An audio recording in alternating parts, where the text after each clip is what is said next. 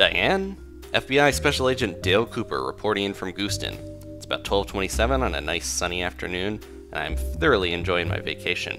I took up a bit of fly fishing on the mayor's recommendation, though there seem to be many more bugs in this town than there are fish. His method to get into the river was peculiar at best, but I'm enjoying myself, and I'm enjoying all the vacation time I've accrued.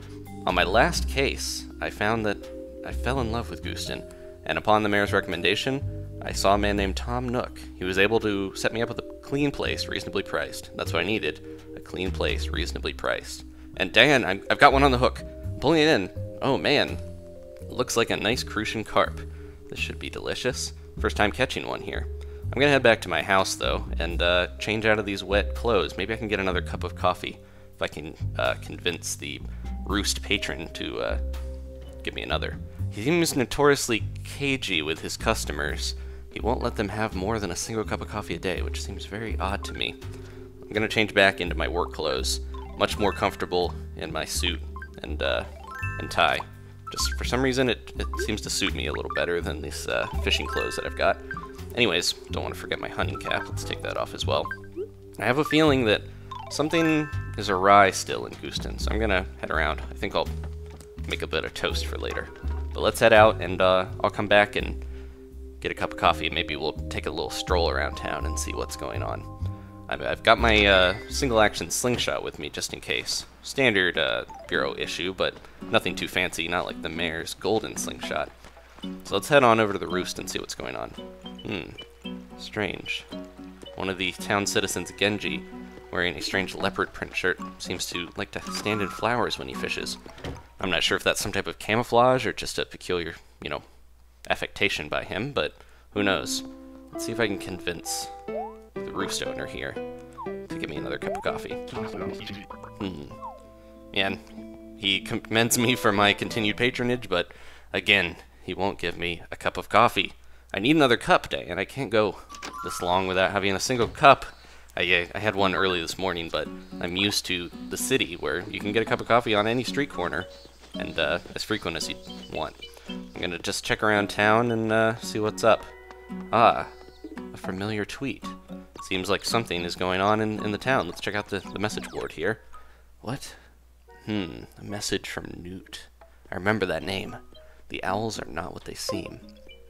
Weird. I wonder what this could mean. I'm going to ponder on it a bit. Maybe I'll take a seat here and just think about it. Dan, there's something strange under my butt. What is this? Odd. It seems to be a butterfly pattern on this trunk here. Very peculiar. I've not seen a trunk like it. The owls are not what they seem. The owls! Maybe this Newt is referring to the owls that run the museum in Gooseton. And a butterfly on the trunk. That must be a sign as well. Let's get to the museum. We have to see what's up. And that butterfly might mean the butterfly exhibit at the museum. The insects are usually denoted with a butterfly in this town, Diane, even though butterfly is not quite the most common of insects you'll find if you stick around long enough.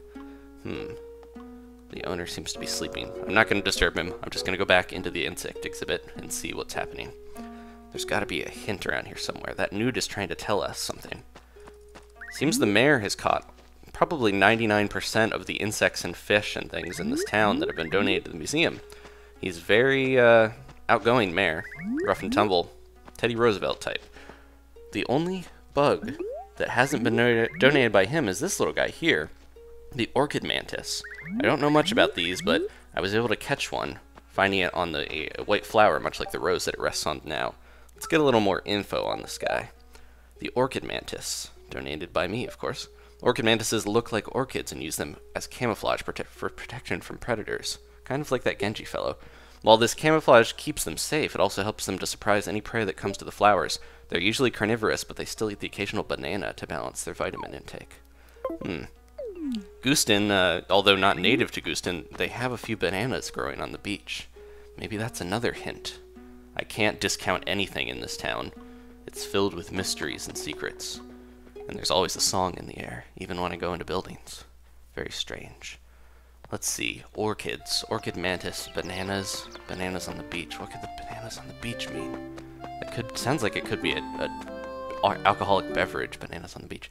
Anyways, Diane, I'm going to take a look around town and see if I can find any connection to this Orchid Mantis. It seems that is what this new character wanted me to realize was in the museum. Let's head over past the mayor's house.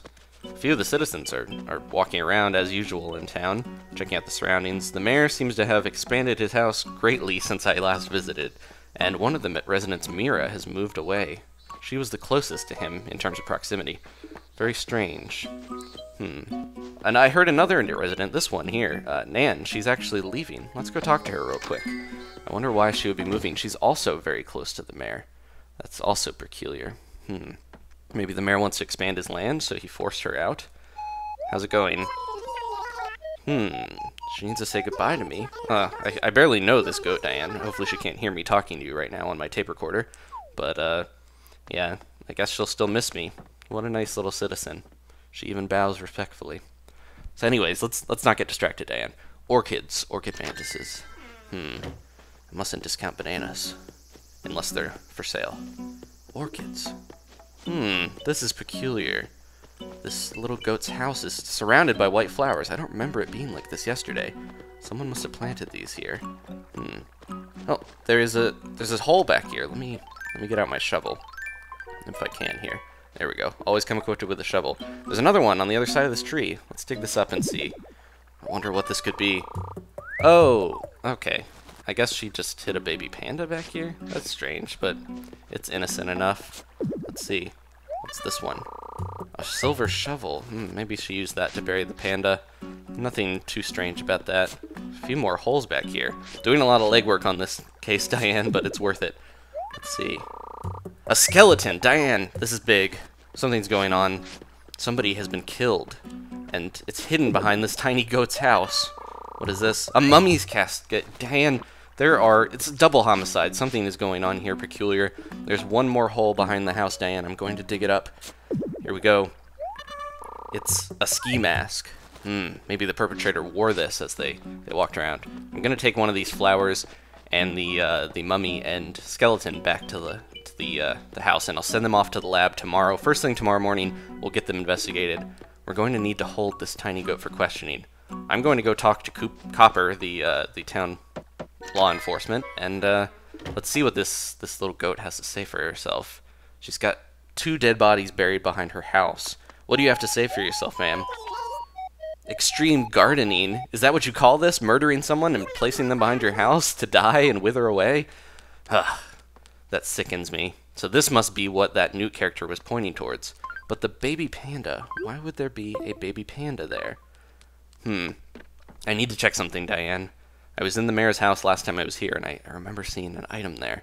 And I feel like it's linked to this case. Let's head there quick. There seems to be some connection between these. Could the mayor be involved with this? First Mira moving away, and now Nan. This mystery seems to thicken. That new character was definitely pointing me towards behind Nan's house. And look!